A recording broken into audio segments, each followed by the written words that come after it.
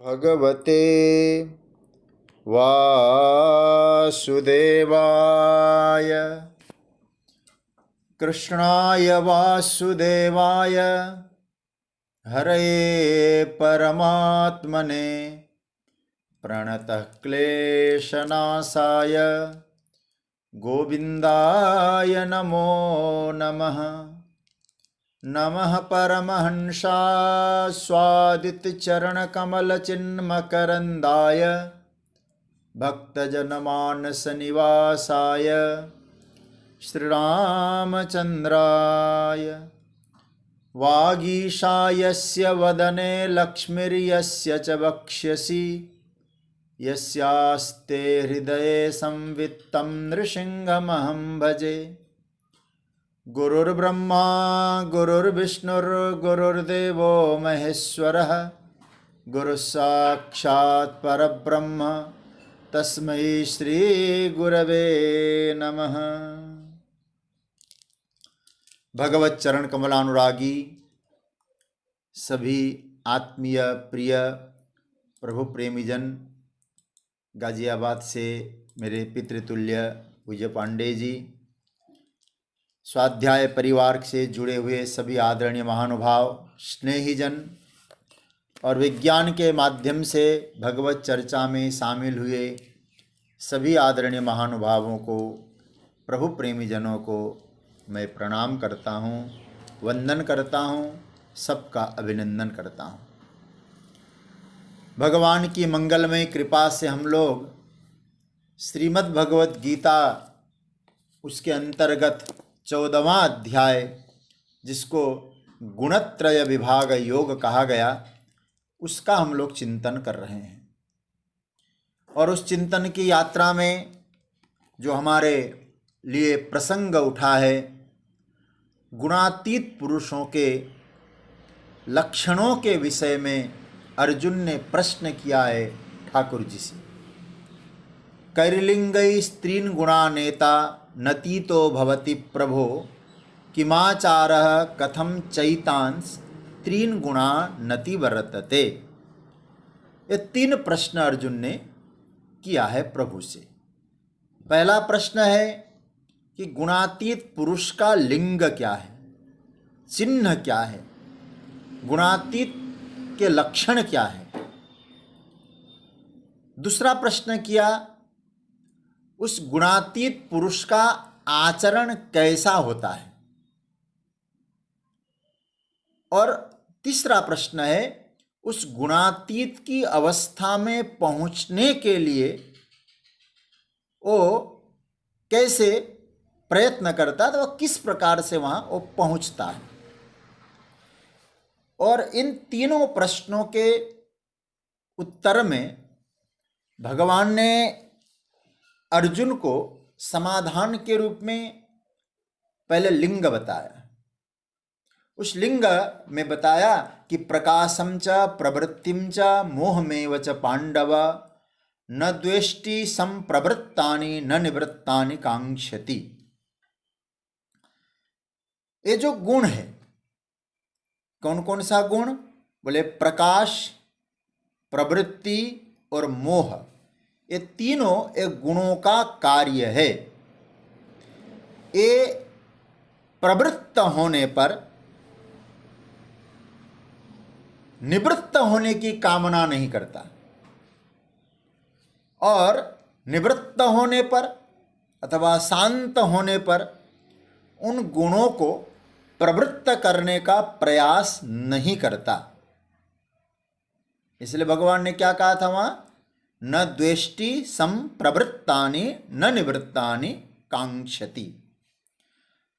कुछ रजोगुण, कुछ तमोगुण आ गया, उसके प्रति उस गुणातीत पुरुष को कोई द्वेष नहीं होता। सत्वगुण चला गया तो उसके प्रति कोई राग नहीं, उसको पुनः पाने की कोई तीव्र आकांक्षा नहीं। इस तरह से जो गुणों का खेल है वो ठीक ढंग से जानता है। ये सब गुणों की क्रीड़ा है, गुणों का खेल है। और स्वयं को कैसे समझता है? स्वयं को गुणों से असंग समझता है, गुणों से परे समझता है। और वो गुणातीत जिसका लक्षण भगवान कह रहे हैं, वो गुणातीत यह भी जानता है कि ये गुण मेरे स्वरूप को कोई लाभ नहीं दे सकते, एक गुण मेरे स्वरूप का कोई नुकसान भी नहीं कर सकते, क्योंकि मैं तो असंग आत्मा हूं। अतः गुणातीत जो पुरुष है उन गुणों के प्रति कैसा होता है? उदासीन होता है, उदासीनवत होता है। इसलिए भगवान जो गुणों के को उदासीन के रूप में देखने वाला कैसा होता होगा, तो उस उदासीनता के कुछ स्वरूप की चर्चा भगवान करते हैं। उस उदासीनता को भगवान स्पष्टीकरण करते हैं, जिसकी चर्चा, जिसका प्रारंभ कल हम लोगों ने किया था और महत्वपूर्ण सूत्र लगा। आज जब मैंने इस पर चिंतन किया तो ये बड़ा सुंदर सूत्र लगा। तो आइए एक बार हम लोग उस मंत्र का पाठ करके फिर हम लोग आगे बढ़ते हैं। बहुत प्यारा मंत्र है, इस पर हम लोग चिंतन करते हैं। कल भी हमने प्रारंभ किया था, कुछ चर्चा भी करी थी। एक बार पाठ कर लेते हैं 23वां श्लोक। उदासीन वदासीनो गुणैर्यो न विचाल्यते गुणा वर्तन्त इत्येव योऽवतिष्ठति नेङ्गते। इसका अर्थ तो शायद हमने कल बताया भी था, एक बार संक्षेप में बता देते हैं। यह मतलब जो उदासीनवत, उदासीन की तरह आसीन रहता है, स्थित है, गुण ही गुणों के द्वारा न विचाल्यते, गुणों के द्वारा उसे विचलित नहीं किया जा सकता। तृतीयांत पद है, गुणों के द्वारा, गुणों के द्वारा उसे विचलित नहीं किया जा सकता। और गुणावर्तन्त इति एव, इन्वर्टेड कमा करना पड़ेगा, गुणावर्तन्त इति मतलब गुण ही गुण में बरत रहे हैं, इस भाव से स यह अवतिष्ठति, जो अपने में स्थित रहता है। हालांकि हम चर्चा करेंगे, अभी प्रसंग आएगा तो आत्मनेपद बनता है अवतिष्ठते में, लेकिन यहाँ भगवान ने परस्मय पद बोला है, वो देखेंगे, उसकी चर्चा भी करेंगे। तो जो अपने में अवस्थित रहता है, न इंगते, अपने स्वरूप से हिलता डुलता वह नहीं है, ये इसका अर्थ है। अब भगवान यहाँ कहते हैं कि गुणातीत कैसे रहता है? उदासीनवत आसीन, उदासीन की तरह गुणातीत रहता है। अच्छा, उदासीन किसे कहते हैं? कल थोड़ी चर्चा मैंने आपके सामने रखी थी, पुस्तक भी साथ में रखिएगा और कोई चर्चा का कोई अच्छा लगे तो नोट भी करिएगा, महत्वपूर्ण प्रकरण है। जो कोई एक पक्ष नहीं लेता है, दो पक्ष हैं, जैसे दो पक्ष हों और उसमें से एक को अच्छा कहना और एक को बुरा कहना और खुद एक पक्ष में रहना। ध्यान से सुनना, दो पक्ष हों, एक पक्ष अच्छा है, दूसरा पक्ष बुरा है, और खुद एक पक्ष में जाके रह जाना, वो क्या है? बोले इस प्रकार की वृत्ति जिसकी नहीं है उसका नाम है उदासीन। कल मैंने शंकराचार्य भगवान का वाक्य आपके सामने रखा था, न कस्यचित पक्षम भजते, किसी का वो पक्ष लेता नहीं है, मतलब सीधी सी बात है, पक्षपाती नहीं होता है, उसे कहते उदासीन। उदासीन शब्द का एक दूसरा अर्थ देखें, कल भी मैंने कहा था, उत ऊर्ध्वम आसीन, जो बहुत ऊपर बैठा हुआ है।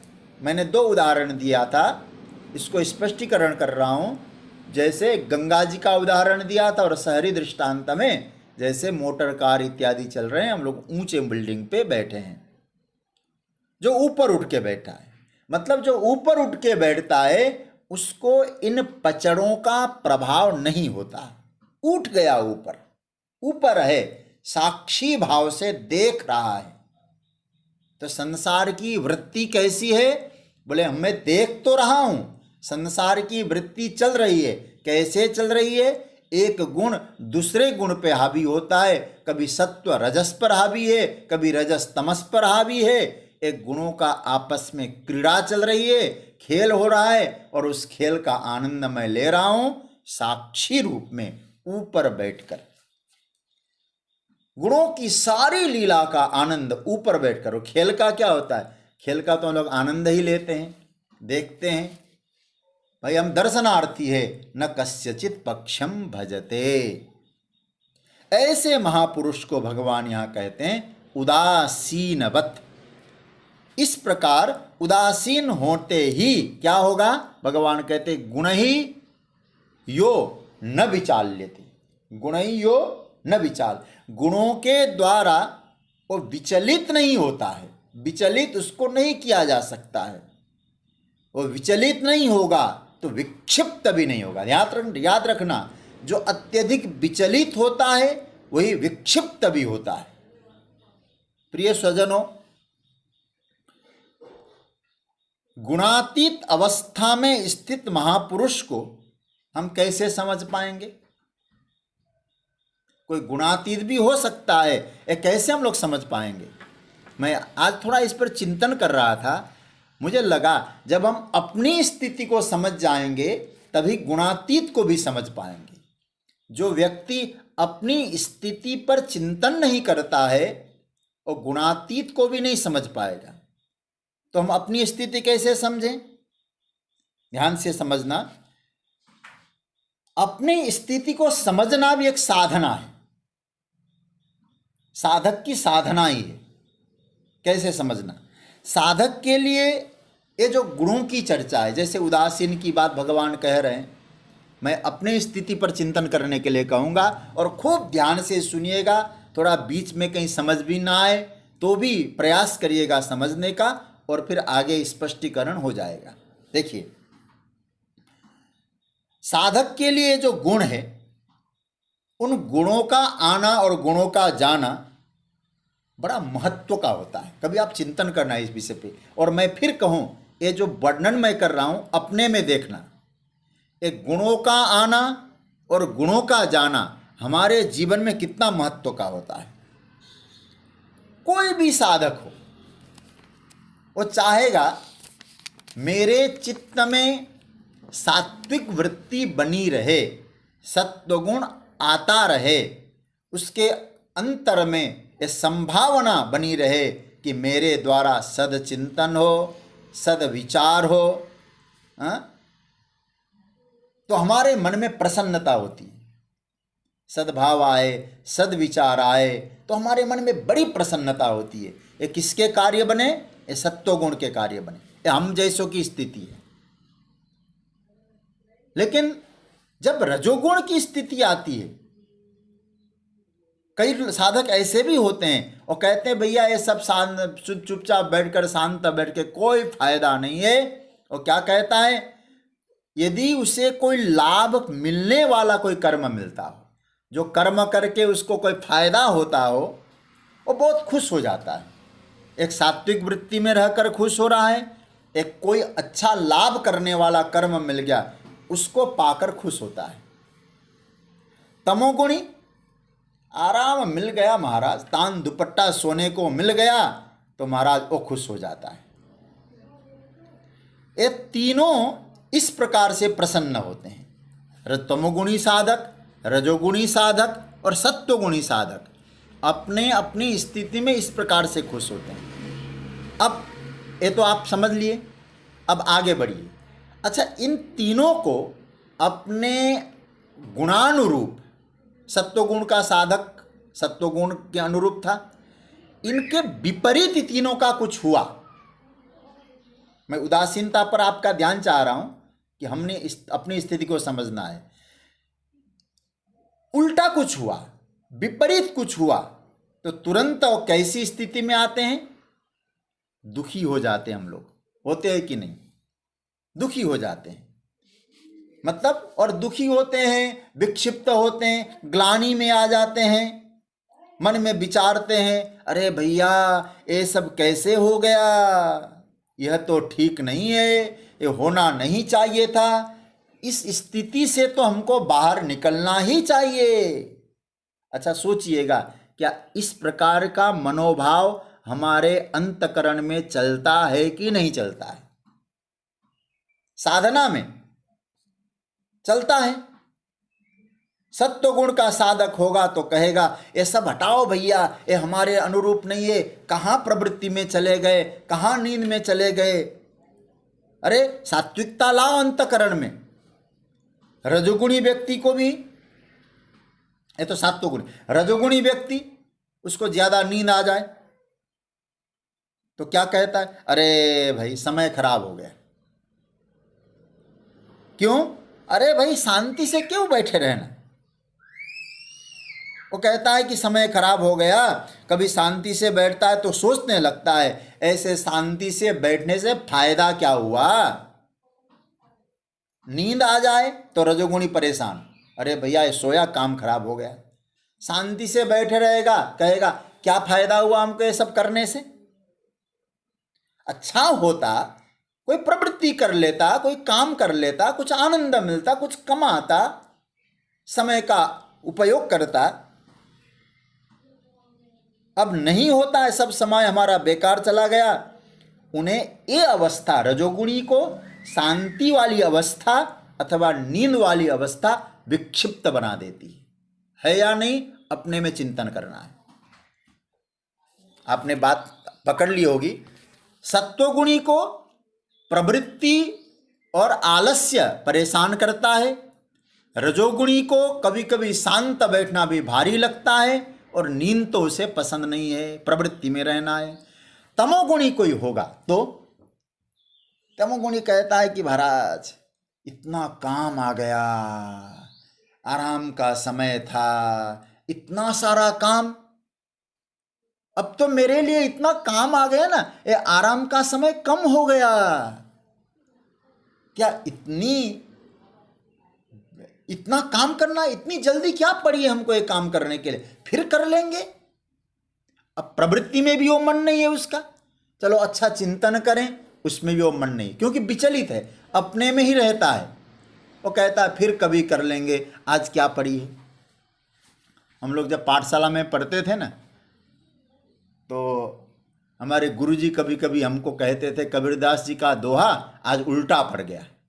हम हमारे आलस्य को देखकर बोला करते थे, कब वो कहा है, काल करे सो आज कर, आज करे सो अब, पल में प्रलय हो री बहुरी करोगे कब। हमारे गुरुजी कहते थे आज करे सो कल कर, हाँ ऐसा बोलते थे विनोद में। तमोगुणी का आज करे सो कल कर, तो हम लोगों को कहते तुम लोग तमोगुणी मत बनो। तमोगुणी का लक्षण क्या है? आज करे सो कल कर, कल करे सो परसों, इतने दिन पड़े हैं बंदे, क्या करेगा वर्षों। हाँ? तो कहने का मतलब आलसी तमोगुणी इस प्रकार की वृत्ति अपनाता है। अब जरा सोचिएगा, बहुत ध्यान से समझना, ये तीनों गुणों की स्थिति का मैंने आपके सामने बात रखी, क्योंकि एक गुणी व्यक्ति दूसरी ओर जाता है तो बेचैन हो जाता है। मनुष्य को दुखी सुखी होने के लिए क्या आपको लगता नहीं कि इन गुणों की लीला पर्याप्त है? इन गुणों की लीला में यदि तादात्म्य हो गया तो आदमी सुखी दुखी होने के लिए बहुत है उसके पास, इतना मसाला हो गया उसके पास, और सुखी भी होगा दुखी भी होगा। इन गुणों के साथ जुड़ा हुआ व्यक्ति इसीलिए वो हर बार सुखी भी होता है दुखी भी होता है। पहले सुखी होना, फिर दुखी होना, फिर ग्लानि रखना, फिर अवसाद, फिर विक्षिप्त, इसको भगवान कहते हैं विचलन। शब्द ध्यान देना, इसका नाम है विचलन। वह चाहता है कि सत्व में ही रहूं, सत्व गुण का साधक ऐसा चाहता है। रजोगुण का साधक चाहता है मैं प्रवृत्ति में ही रहूं। तमोगुण का साधक चाहता है कि भैया आनंद से सोते रहें तान दुपट्टा। ये इच्छा, यह इच्छा के विपरीत हुआ तो अच्छा नहीं लगता। तो इसी का नाम है विचलन। विशेषण चलती, वो घूमता रहता है, चलता रहता है, विचलन इसका नाम है। उसमें स्थायित्व नहीं है, क्योंकि गुण भी स्थायी नहीं है, गुण भी बदलते रहते हैं। कभी तमोगुण की वृद्धि, कभी रजोगुण की वृद्धि हो। तो भगवान बहुत स्पष्ट कर चुके हैं, हम उस प्रसंग को देख रहे हैं। रजस्तमश्चाभिभूय सत्वम भवति भारत, ये तो ठाकुर जी बोल चुके हैं। तो क्या मतलब हुआ? बोले ये चलायमान होते हैं, विचलित होते हैं, विचलन होता है। तो ये जो इसे कहते हैं विचलन। यहाँ भगवान क्या कह रहे हैं? शब्द पर ध्यान दीजिएगा। भगवान कह रहे हैं गुणैर यो न विचाल्यते। बात पकड़ रहे होंगे आप लोग। सत्वगुण में विचलन है, क्योंकि वो गुण ना आ जाए। लेकिन भगवान कहते हैं न विचाल्यते, गुणातीत में विचलन नहीं है। मतलब विचलन नहीं, मतलब कोई गुण उसको विचलित नहीं करते। गुणातीत पुरुष के लिए मन में सत्व आ गया, सात्विक विचार आ गया, सदचिंतन आ गया, ये सब चल रहा है। उसको कोई इससे अत्यधिक प्रसन्नता नहीं है और छाती ठोकता भी नहीं है कि मुझ में सात्विक वृत्तियां है। रजोगुण आ गया, उसके सामने जो कर्म है वो समझता है मेरे प्रारब्ध बस जो मुझे कर्म मिला है मुझे करना है, क्योंकि प्रारब्ध के कारण जो मिलता है वो हमको करना है। वो अत्यधिक उसमें लिप्त नहीं होता है। अरे भैया मैं तो सात्विक वृत्ति वाला, क्यों इस प्रकार का कर्म मेरे जीवन में आ गया? गुणातीत सोचता है अरे भैया सब प्रारब्ध से जो आया उसे करो। उन प्रवृत्ति में जाने से गुणातीत दुखी नहीं होता है। कहने का अभिप्राय क्या हुआ? और दुख सुख से परे हो गया। ऐसे महापुरुष के लिए सत्वगुण, रजोगुण और तमोगुण, इन तीन जो गुण है ये समान रूप से आते हों, जब उठा पटक होते हों, एक की मात्रा ज्यादा बढ़ती हो, वो क्या समझता है? बोले सब प्रकृति के क्षेत्र का है, क्योंकि मैं प्रकृति का नहीं हूं। भगवान स्पष्ट कह चुके, गुणातीत उस सूत्र को पकड़ता है, सत्वम रजस तम इति गुणाः प्रकृति संभवा। ये भगवान कह चुके प्रकृति से आए हैं और मैं प्रकृति नहीं हूं, मैं प्रकृति से परे हूं। वे जानते हैं कि मेरा स्वरूप क्या है। मेरा स्वरूप निर्गुण है, गुण नहीं है मेरे स्वरूप में। चैतन्य हूं, परम चैतन्य आत्म चैतन्य हूं मैं। सत्व रज तम तीनों गुणों से मेरे स्वरूप में न कोई बढ़ता है न कुछ घटता है, मैं तो बस हूं। इसलिए वो गुणों का के आधार को लेकर प्रसन्न होना, दुखी होना, यह सब गुणातीत में नहीं होता है, न विचाल्यते। क्योंकि ये सारा जो खेल है ना, प्रपंच है, ये प्राकृतिक खेल के रूप में और गुणातीत देखता है। इसलिए भगवान क्या शब्द का प्रयोग कर रहे हैं गुणातीत के लिए?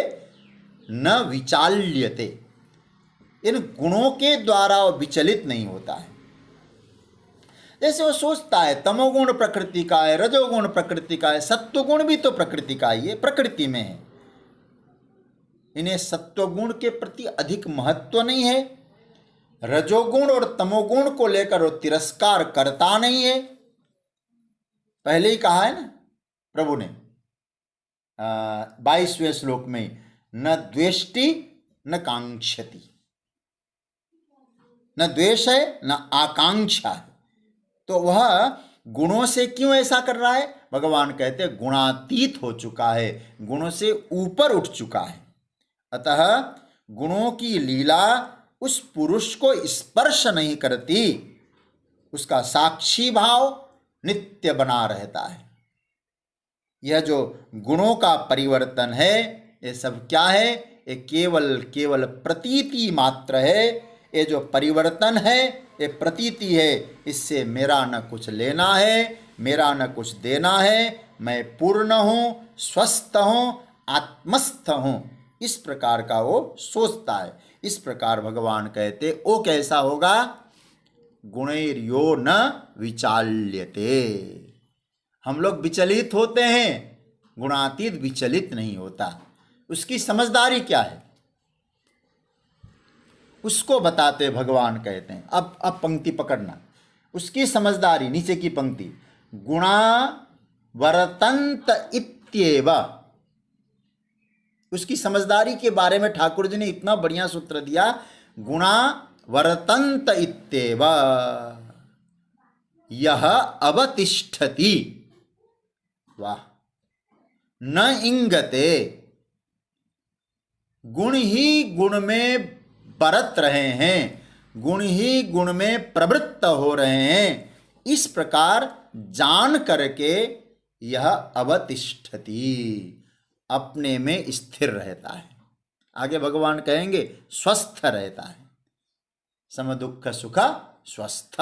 आगे ठाकुर जी इस बात को भी स्पष्ट करेंगे। अपने में रहता है, अपने स्वरूप में रहता है। न इंगते, न इंगते का अर्थ हुआ वो हिलता नहीं है और डुलता नहीं है, अपने में स्थित रहता है। न इंगते, ये समझदारी है उसकी। तो इसका मतलब जो कुछ हो रहा है, कहाँ हो रहा है? गुणों का ही वर्तन है, गुणों में ही हो रहा है। तो सारे व्यवहार का आधार क्या बना? गुण बना। सारे, याद रखना सज्जनों, सारे संपूर्ण जगत व्यवहार का जो आधार है वो गुण है। स्वरूप में कोई व्यवहार नहीं है, निर्गुण है, शांत है, असंग है। जो कुछ हो रहा है सज्जनों, वह गुण के क्षेत्र में हो रहा है सारे। और उसको आप चाहे प्रकृति कहें, चाहे गुण कहें, चाहे अनात्मा कहें, नाम आप कुछ भी दे दो, नाम देने में आप स्वतंत्र हैं। उसको प्रकृति कहे, गुण कहे, माया कहे, अविद्या कहें, कुछ भी कहें, जड़ कहें, लेकिन नाम को सब एक ही बात है। किंतु ये जरूर कहेंगे, भगवान तो स्पष्ट कहते हैं, नाम तुम्हारे हिसाब से दो, मैं तो कहूँगा गुणा वर्तन्ते, गुण का वर्तन हो रहा है। ये मेरे में कुछ नहीं हो रहा है, ये सब कहाँ हो रहा है? केवल प्रकृति के क्षेत्र में हो रहा है। चाहे ज्ञान हो, चाहे कर्म हो, चाहे भोग हो, कर्तृत्व की सारी प्रक्रिया अनात्मा में होती है। मैंने क्या कहा है? कर्तृत्व की सारी प्रक्रिया अनात्मा में, भोक्तृत्व की सारी प्रक्रिया अनात्मा में, और ज्ञातृत्व की, ज्ञान की भी सारी प्रक्रिया अनात्मा में है। अभी आपको स्पष्ट करता जाऊंगा, मैं प्रयास करूंगा तो आप शायद समझ जाएंगे। हर प्रकार की व्यवस्था वहां है, तो आप उस व्यवस्था के साक्षी हैं। सब कर्म तो हो रहा है ना, आप थोड़ी कह रहे हैं कि ये करो, आप बिल्कुल, हाँ, प्रकाश उस चेतन तत्व का है। मैं कई बार उदाहरण भी देता हूं, जैसे सूर्य का प्रकाश है अथवा एक दीपक है, उस दीपक जला के एक व्यक्ति भागवत पढ़ रहा है, एक व्यक्ति सो रहा है उसी में, और एक व्यक्ति खाता पत्र कुछ लिख रहा है अथवा कुछ काम कर रहा है, मटर छिल रहे हैं, चाहे कुछ भी कर रहे हो। आप सोचिएगा, यहाँ साक्षी है दीपक एक। अब उसी दीपक में एक व्यक्ति आया है और थोड़ा सा भागवत करके थोड़ा ध्यान कर रहा है, जप कर रहा है, ठीक है। दूसरा व्यक्ति सोचता है भैया सुबह से कुछ काम नहीं हुआ, चलो अच्छी तरह से कोई काम करते हैं, चाहे वो काम सब्जी सुधारने का काम हो, चाहे मटर छीलने का काम हो, चाहे स्वेटर बुनने का काम हो, वो काम हो रहा है। एक व्यक्ति को वहां बैठे बैठे नींद आ गई, सो गया। अच्छा, अब सोने वाले से दीपक को क्या दुश्मनी है भाई? आप सोचिएगा। उस थोड़ी कहेगा मैं प्रकाशित हो रहा हूं और मेरे प्रकाश में तुम सो रहे हो। गुणातीत वह होता है। बोले प्रकाश उसका है, उस आत्म चेतन का है। उस प्रकाश में कोई सोता है, कोई काम करता है। एक ही जगह एक ही कमरे में तीन तीन काम हो रहे हैं। एक पाठ कर रहा है, ध्यान कर रहा है, सो रहा है, एक कर्म कर रहा है। कर्म करने वाला रजोगुण है, सोने वाला तमोगुण है, ध्यान करने वाला सत्वगुणी है। अब दीपक ने किसको प्रेरित किया, किसको रोका? किसी को न प्रेरित किया न किसी को रोका, बस वो तो एक साक्षी है। इसलिए उपनिषद को कहना पड़ता है साक्षी चेता केवलो निर्गुणश्च। और यदि ये भाव समझ में आ जाए, आत्मचेतन साक्षी है, बोले उस साक्षी में कौन क्या कर रहा है? आप गुणातीत व्यक्ति हैं तो निश्चित रूप से आपकी मनस्थिति पर कोई प्रभाव नहीं पड़ता है। इसलिए सब गुणों में, सारे कर्म गुणों में हो रहे हैं, गुणों के अनुसार हो रहा है। उसके मन में सात्विक विचार था तो ध्यान किया, एक के मन में राजस विचार था तो कर्म में लगा, एक के मन में तामस था तो सो गया है। तो सच्ची बात तो यह, दीपक को कोई फर्क नहीं पड़ता, आत्मचेतन के प्रकाश में सो रहा है। आत्मचेतन और दीपक के प्रकाश में कर्म हो रहा है, दीपक के प्रकाश में ही पाठ कर रहा है। दीपक है, आत्मचेतन है। इसलिए सारे कर्तृत्व, सारे भोक्तृत्व, सारा ज्ञातृत्व, थोड़ा शब्द का प्रयोग कर रहा हूं तो मुझे लगता है कि आप लोग समझ भी जाएंगे, और इतना चिंतन कर रहे हैं तो आप लोगों को ये शब्दों से परिचय तो ही, ये सब कर्म में है। किस में है? प्रकृति में है, गुणों में है। आज मैं एक दृष्टांत से समझाने की कोशिश करूंगा, और मैं, हो सकता है दृष्टांत को पकड़ने में कुछ समय लगेगा, लेकिन मैं समझता हूं यदि आपने पकड़ लिया तो आपको बहुत अच्छा लगेगा। एक दृष्टांत मैं दे रहा हूं, लेकिन दृष्टांत से एक सिद्धांत को जरूर पकड़ लीजिएगा। दृष्टांत में खोना नहीं है, दृष्टांत से सिद्धांत की यात्रा करना है। अच्छा, किसी चीज का हमको ज्ञान होता है, मैं थोड़ा वेदांत में ले जाऊंगा आप लोगों को।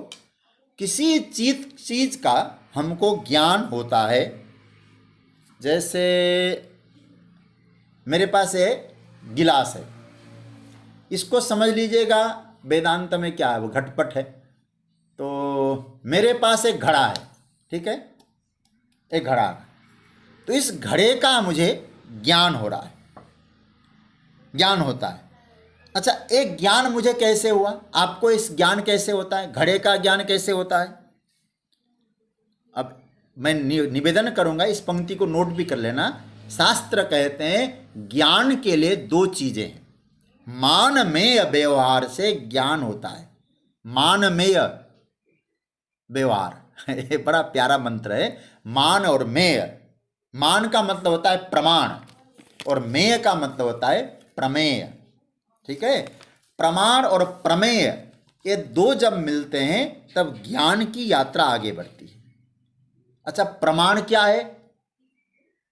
प्रमाण है इंद्रियां,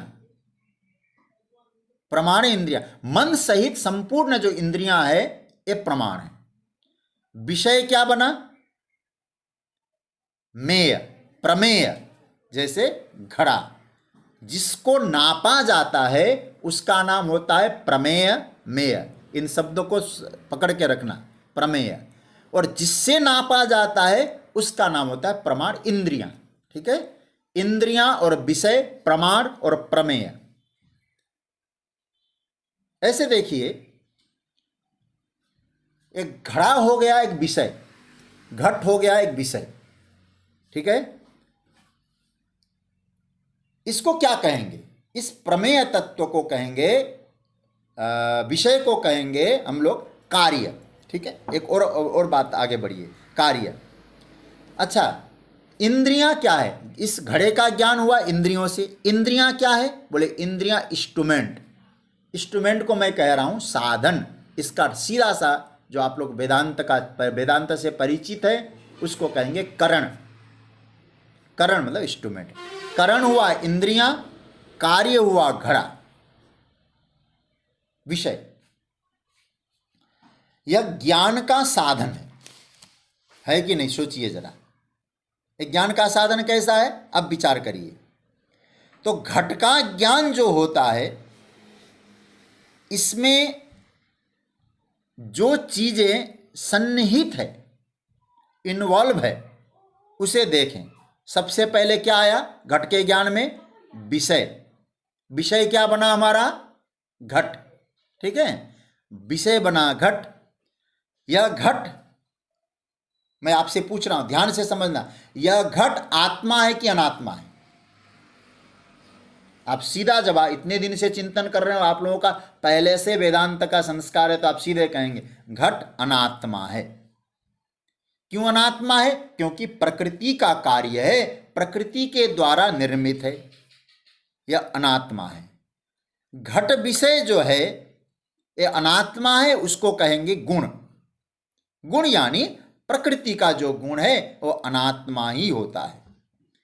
आप चाहे उसको अनात्मा कहें, चाहे उसको गुण कहें, चाहे प्रकृति कहें, चाहे माया कहें, एक ही बात है। लेकिन ये जरूर कहेंगे घट जो है अनात्मा है। अब मैं ज्ञातृत्व के बारे में बोल रहा हूं, ध्यान देना। कोई भी चीज का ज्ञान उसके वो गुणों के आधार पे होता है। तो यह कार्य गुण हुआ, ठीक है, कार्य मतलब घट गुण हुआ। अच्छा, कार्य रूप गुण जो विषय रूप से प्रकट हुआ, उस विषय को ग्रहण किसने किया? इंद्रियों ने किया। इंद्रियां ग्रहण करती।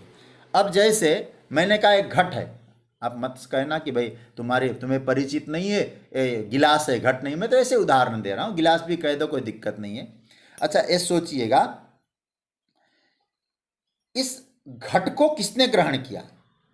नेत्रेंद्रिय ने, चक्षु इंद्रिय ने।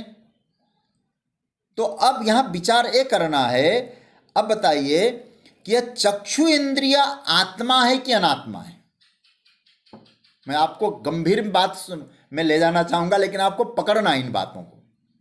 घट का ज्ञान हुआ, घट आत्मा नहीं हुआ, अनात्मा बना। अब घट का ज्ञान करने वाला जो इंद्रियां है, वो इंद्रियां आत्मा है कि अनात्मा है? अनात्मा है। अनात्मा है तो गुण है। तो घट गुण हुआ, इंद्रियां गुण हुई, इंद्रियों को भी हम लोग कहेंगे गुण, ठीक है। अब आप आगे बढ़िए, इंद्रियां भी त्रिगुणात्मिका है, ये इंद्रियां भी गुण है, क्योंकि ये इंद्रियां प्रकृति जन्य होने के कारण गुण है। इंद्रियां कैसे गुण है? करण रूप गुण है। घट क्या हुआ? कार्य रूप गुण है, इंद्रियां करण रूप गुण है, अर्थात साधन, इंस्ट्रूमेंट। विषय रूप से घट का ज्ञान हुआ, विषय रूप है घट, ग्रहण किया इंद्रियों ने, दोनों गुण है। अब जब ज्ञान हुआ आपको, तब क्या होना चाहिए? क्या होना चाहिए? ज्ञान कब हुआ घट का? घट का ज्ञान तब हुआ जब चक्षु इंद्रिय और घट का संयोग बना। आप कहेंगे थोड़ा कठिन लग रहा है, लेकिन मैं फिर कहूंगा, घट का ज्ञान, घड़े का ज्ञान कब हुआ? जब चक्षु इंद्रिय, आंख और घट का एक संयोग बना, एक संबंध बना, दोनों आमने सामने आ गए तो आपको ज्ञान हुआ। अब ये जो घट है, मैं सामने रख रहा हूं तो मुझे घट का ज्ञान हुआ। एक घट पीछे होता तो ज्ञान होता? तो इन दोनों का संबंध बना, सामने आना चाहिए। तो इसको क्या कहते हैं? वेदांत में एक बहुत बढ़िया सूत्र दिया, इंद्रियार्थ सन्निकर्ष।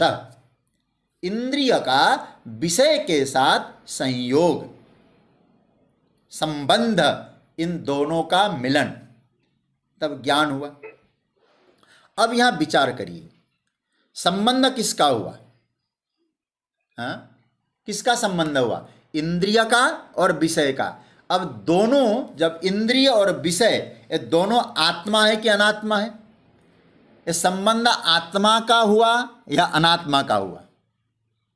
तो सीधा सा आप लोग कहेंगे ये जो संबंध है, ये जो मिलन है, ये दो अनात्मा का मिलन हुआ, ठीक है।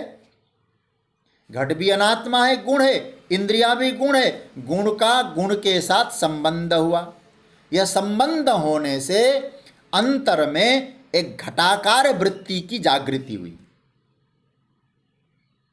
आज आपको कठिन लगेगा, मतलब एक ज्ञान जब हुआ तो आपके अंतकरण में, मस्तिष्क में घटाकार की वृत्ति आ गई। क्योंकि आपके घटाकार की वृत्ति का जागरण का मतलब क्या हुआ? आपने सोचा कंबु ग्रीवादिमत, क्योंकि जानने के बाद उसकी एक आकृति वृत्ति में बनती है। आपने राम जी के स्वरूप को पहचाना, आंखों से देखा, वो वृत्ति आपकी मस्तिष्क में धनुष बाण धारण किए हुए ठाकुर जी है। तो अब अंतकरण में वो वृत्ति, वो अंतकरण की वृत्ति में ज्ञान हुआ। अब फिर मैं आपसे पूछूं, अंतकरण ये आत्मा है कि अनात्मा है? अंतकरण भी बना, अंतकरण भी समष्टि सत्वगुण का कार्य है। समष्टि सत्वगुण से उत्पन्न होता अंतकरण, ये वेदांत का सिद्धांत है। तो अनात्मा ही है। इसका तात्पर्य क्या बना? प्रकृति स्वरूप ही है, और प्रकृति स्वरूप है तो गुण स्वरूप है। बात बनी? वृत्ति जो उत्पन्न हुई, कहां उत्पन्न हुई? गुण रूप अंतकरण में। वो जो प्राकृतिक है उसमें जो वृत्ति उत्पन्न हुई वो भी अनात्मा। जो अंतकरण है वो भी अनात्मा, उसमें वृत्ति उत्पन्न हुई। वो वृत्ति भी अनात्मा, गुण भी अनात्मा, विषय गुण करण सब अनात्मा हुआ। जब वृत्ति उत्पन्न हुई, वृत्ति उत्पन्न होने से घट का अज्ञान क्या हुआ? नष्ट हुआ, क्योंकि जान गए आप। ठीक है। अच्छा, जो अज्ञान जो नष्ट हुआ, वो अज्ञान आत्मा है कि अनात्मा है? आप कहेंगे भैया ये तो फिर आत्मा अनात्मा की, अनात्मा है। अनात्मा है तो गुण है। जो अज्ञान भी गुण रूप है। यह जो ज्ञान होता है वह भी एक प्रक्रिया है। एक प्रक्रिया से ज्ञान हुआ। वो प्रक्रिया कहाँ होती है? अनात्मा में, गुण में होती है। क्योंकि गुण के द्वारा, गुण रूप इंद्रियों के द्वारा गुण रूप विषय का ज्ञान होता है। कहाँ होता है? वृत्ति में, अंतकरण की वृत्ति में, और अंतकरण की वृत्ति भी गुण है। तो ये सब होता है गुणों में होता है। गुणः वर्तन्त भगवान कहते हैं। आत्मा में कुछ नहीं होता है। आत्मा चैतन्य स्वरूप है, जिसकी उपस्थिति में वृत्ति में जो अविद्या है वो अविद्या नष्ट होती है। समझ रहे हैं ना बात को? आत्मा का रूप क्या है? बोले उस आत्मा अर्थात चैतन्य के उपस्थिति में हमारे वृत्ति में जो अज्ञान है वो अज्ञान नष्ट होता है। बस ये है आत्मा का स्वरूप। आत्मा कुछ करता नहीं। इसलिए ये सब व्यवहार कहाँ हुआ? तो प्रमाण व्यवहार और प्रमेय व्यवहार, ये दोनों व्यवहार स्थली कहाँ बना? व्यवहार स्थली आत्मा है, गुणों में। गुणा गुणेषु वर्तन्तः। एक गुण दूसरे गुण से मेल खा रहा है, विचार चल रहा है, वहाँ तो भगवान कहते हैं इति मत, इसको मानो। तो क्या होगा? गुणा गुणेषु वर्तन्तः। गुण ही गुण में प्रवृत्त हो रहे हैं। यह प्रवृत्त क्या है? गुणों का खेल है, चल रहा है। अब इसको चाहे आप खेल कहिए, चाहे आप लीला कहिए, ठीक है, दोनों एक ही बात है। चल रहा है भाई। और आप कौन है? देखने वाले हैं। और ध्यान देना, मैं शायद एक दिन कह भी चुका हूं, दृश्य से दृष्टा अलग होता है, और दृश्य सदा गुणों में होता है, और दृष्टा सदा निर्गुण में होता है। अब दृश्य को कैसे पहचाने, गुणों को कैसे पहचाने? जैसे मैं कहूं ये मेरा घड़ा है, तो समझ रहे हैं ना? अब और सरल रूप में मैं कहूं, जिस शब्द के साथ, जिस चीज के साथ आपने मेरा शब्द जोड़ा, वो सदा मैं से भिन्न हुआ। आप सोचना इस विषय पे। मैं से भिन्न जो होगा वो गुण होगा, और गुण गुण में बरत रहे हैं। गुणातीत क्या समझता है, मुझ में नहीं है, मैं से भिन्न है, और मैं से भिन्न जो होगा उसको क्या कहेंगे, मेरा। ठीक है, मेरा। और जिसको आप मेरा कहेंगे वो स्थायी रहेगा नहीं। मेरा परिवार वो आप नहीं है। पहले तो जो आप नहीं है तो स्थायी भी नहीं है, नष्ट होने के लिए। मैं कोई शाप नहीं दे रहा हूं, कहीं आप लोग अर्थ मत कर लेना। तो मेरा नहीं है, मेरा है, तो मेरा कह दिया तो नष्ट होने के लिए है, नाशवान है। मेरे कपड़े रहेंगे, कपड़े मेरा लग गया, वो गुणों के द्वारा हुआ। मेरे कपड़े, मेरा परिवार, मेरी इंद्रियां, मेरा शरीर, मेरी आंखें, मेरा ज्ञान, ये सब नष्ट होता है। लेकिन ये मेरा कह कौन रहा है, ये मन कह रहा है। उस आत्म चेतन की साक्षी में मन कह रहा है मेरा। तो न आत्मा, मन आपका स्वरूप है, न इंद्रियां आपका स्वरूप है। आप कौन है, बोले आप साक्षी होकर देख रहे हैं, आपस में बरत रहे मेरा मेरा मेरा कह के। मेरा है, ये तेरा है। एक हमारे एक संत कह रहे थे, अधम मानव कहता इसी भांत, मेरा सो मेरा तेरा भी मेरा। अधम मानव कहता इसी भांत, मेरा सो मेरा तेरा भी मेरा। और मध्यम मानव कहता इसी भांत, मेरा सो मेरा तेरा सो तेरा। लेकिन उत्तम मानव रहता इसी भांत, झूठा झमेला न मेरा न तेरा। न मेरा है न तेरा है। क्यों, ये फिर किसका है, बोले गुणों का खजाना है, गुणों का पिटारा है, चल रहा है, खेल हो रहा है। और खेल का मैंने शायद कल अर्थ बताया था ना, वो दिखाई तो दे रहा है लेकिन सब लय होता है। खे आकाशे लीयते इति खेल,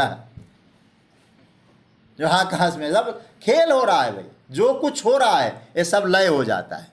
आज खेल रहा है, कल अवस्था बदल गई, लय हो गया, फिर हम कहेंगे ओ जो फलाने थे ना हमारे परदादा के भी परदादा, वो कहाँ है, बोले गए खेल। अरे भाई ये तो ऊंची बात है, ये सब जाएगा। जिस शब्द के साथ, जिस वस्तु के साथ आपने मेरा जोड़ा और मैं से अलग हुआ, जो मैं से अलग हुआ उसको कहिए गुण। और गुण क्या हो रहा है, बोले आपस में खेल रहे हैं। ये सब संसार गुणों का पिटारा है, गुणों का भंडार है, गुणों की लीला है, गुणों का खेल है। ये गुणातीत इस बात को जानता है, इसलिए क्या कहता है, गुणा वर्तंत इति। भगवान कहते अर्जुन, और गुणातीत समझता है एक गुण आपस में बरत रहे हैं। गुण, कल मैंने कहा था ना परेड की तरह, तुम देखो ना, तुम तो राष्ट्रपति हो भाई, परेड को देखो, आनंद लो। तो भगवान कहते गुणावर्तंत इति यह अवतिष्ठति, जो इस प्रकार से जानकर अवतिष्ठति, अपने में रहता है। केवल रहता है नहीं, न इंगते, हिलता डुलता नहीं अपने स्वरूप से, क्योंकि उसको पूर्ण स्वाद मिल गया। अब जब स्वाद नहीं मिला था तो घूम रहा था इधर उधर, सत्वगुण रजोगुण में जा रहा था। गुणातीत अवस्था में उसको पूर्ण आनंद मिल रहा है। जैसे यमुनाचार्य जी कहते हैं, एक भंवरे को, भ्रमर को जब मकरंद का दिव्य स्वाद मिल जाता हो, और गन्ने की खेत में चरने नहीं जाता है, गुनगुनाने नहीं जाता है, क्योंकि बहुत आनंद मकरंद का स्वाद उसको प्राप्त हो रहा है। गुणातीत उस आनंद में रहता है, इसलिए चरण जो है चरने के लिए नहीं जाता इन गुणों में।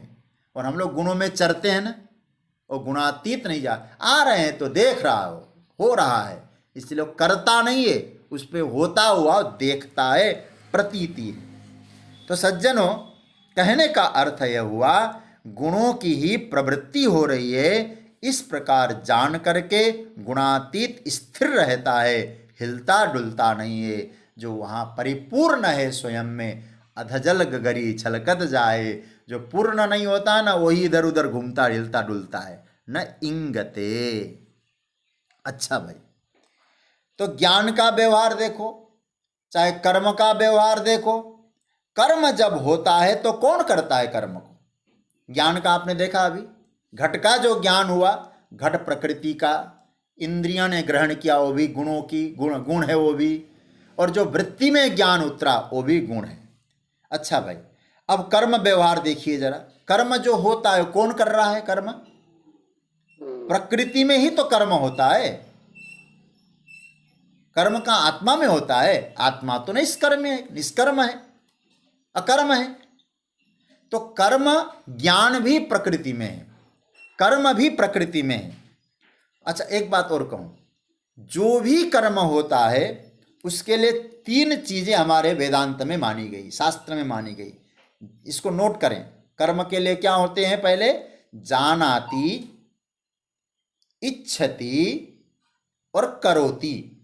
ये 3 पॉइंट नोट करने लायक हैं। कर्म के लिए पहले जानाति, जानते हैं हम। दूसरा इच्छति, मन में इच्छा होती है। करोति, करता है। जब कर्म में प्रवृत्त होते हैं, कर्म में भी इन्वॉल्व कौन हो रहा है?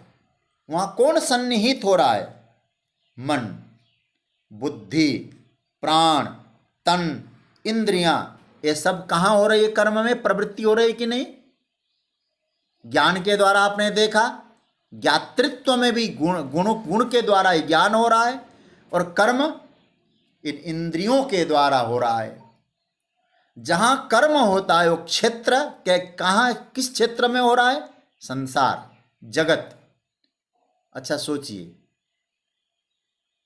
जगत क्या है फिर? प्रकृति क्या है?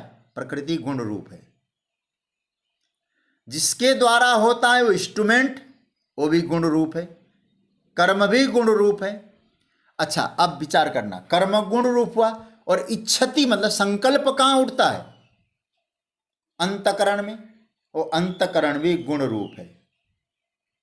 अच्छा ठीक है, थोड़ा आप पकड़, बहुत सुंदर चिंतन करना चाहिए हमको इस विषय में। तो ज्ञान में प्रकृति है, अब जब कर्म करते हैं तो इच्छा अंतकरण में हुई, तो अंतकरण भी प्रकृति है, अंतकरण भी गुण रूप है। इतना ही नहीं, यह जो कर्म के द्वारा जो फल मिलता है वह भी गुण रूप है। तो आपका कर्म का संपूर्ण जो व्यवहार है वो क्या रूप बना? गुण रूप बना। ठीक है, तो ज्ञान भी गुण रूप है, कर्म भी गुण रूप है, गुण के द्वारा गुण में हो रहा है। गुणावर्तन्त, इस सूत्र पर व्याख्या कर रहा हूं। इतना ही नहीं, कर्म फल का जो भोग है, कर्म फल का जो भोक्तृत्व है, वह भी गुण रूप है, गुण के क्षेत्र में आता है। उसके लिए भी जानाति, इच्छति, करोति, ये तीनों बातें आ जाती है। तो क्या बात बन रही है यहां? तो भगवान यहां जो सूत्र दे रहे हैं कि हे अर्जुन, जो गुणातीत जो व्यक्ति होगा, जो महापुरुष होगा, और अपने स्वरूप में रहेगा, न उसको सत्वगुण प्रभावित करेंगे न रजोगुण। तो हमारे साधना की जिस दृष्टि साधक में जो उठा पटक होता है वो गुणातीत में नहीं होता है। फिर वो क्या समझता है? भगवान कहते हैं उदासीनवत आसीनः, ऊपर बैठा है, उसके जीवन में एक गुण विचलन नहीं करते, न विचाल्यते। क्यों नहीं करते? गुणावर्तन्ते। देखो ई शब्द जब प्रयोग होता है ना, वहाँ वर्तंत एकार नहीं होगा। वहाँ संस्कृत का एक आनंद है, वर्तन्ते शब्द है, लेकिन यहाँ स्वर होने के कारण वर्तंत बना। तो गुणावर्तन्त, तो गुणावर्तन्ते मतलब गुण आपस में बरत रहे, एक गुण दूसरे गुण पर हावी हो रहे हैं। तो सारा जो प्राकृतिक खेल है एक गुणों का खेल है। यो जो ऐसा जानता है अवतिष्ठति, अवतिष्ठति मतलब अपने में रहता है। अपने में रहना का मतलब है कि वो गुणों में रहता नहीं है, अपने में रहता है। और न इंगते, इंगते का मतलब वो हिलता डुलता नहीं है, चलायमान नहीं होता है, कोई चीज़ देखकर वहाँ नहीं जाता है, क्योंकि संपूर्ण आनंद गुणातीत अवस्था में प्राप्त कर चुका है। अरे भाई इधर उधर क्या जाना, हमारा यार हमन में, हमें को बेकरारी क्या, वो इस अवस्था में वो रहता है।